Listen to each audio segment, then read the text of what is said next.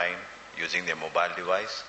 So I think over a period of time you'll see a lot of change, maybe maybe usage of OBT also. So, but it's just that, like I told you in the past, like you have to do change management. I think that is where we're going to spend a lot of time. Also, Mr. Shankaran, if you can add your thoughts. Sure. See, most of it, as everybody has said that, but it's a way to go forward. Without technology, one cannot survive, I would say that. Yes, definitely travel has to be, see the technology. And it's, every day it's going to change, and you need to embrace that as per the changes happening. Today, you could see it's a new one. You could see it's now you can do a mobile check-in now. I mean, tomorrow something else will be there. I mean, so that's how it should go, and one has to take it. And as a technology company, we constantly go for that. And for our clients itself, we do a lot of things on that for the technology. So technology is a way to go ahead, and I'm sure that's how the Indian market will also embrace very soon. Whether it's SMEs or large corporates or whatever it is, going forward, another 5 years down the line or 10 years down the line, you could see a rapid change in the technology. Sure. Thank you all for your insights. Now the floor is open for questions. Any questions? How far is TMC to be blamed?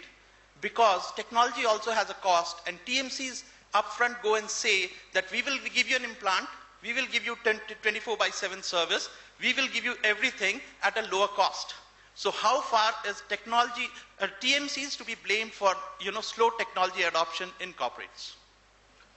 Amarnath, it's a very valid point you raise. Now the challenge for a TMC is as follows.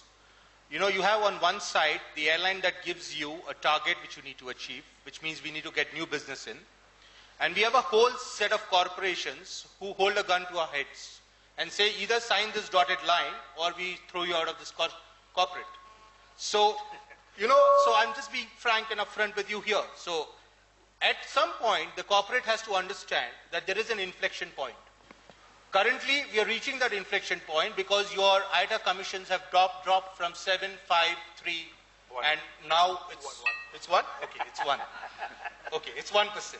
So, if today the revenue model of your largest supplier that enables you to do that business is changing, and there is no sensitivity to that, then there is a huge problem that we have, and it demands correction. Sure, with that we come to the end of this discussion. Thank you all for joining us, and for all the latest news and updates, keep watching Bloomberg TV. Post this discussion, Suraj Nair from Thomas Cook gave the brief presentation of the White Book for the audience in Bangalore, which was unveiled by Sam Pitroda at Delhi. We spoke to 11 international airlines who gave us a questionnaire response.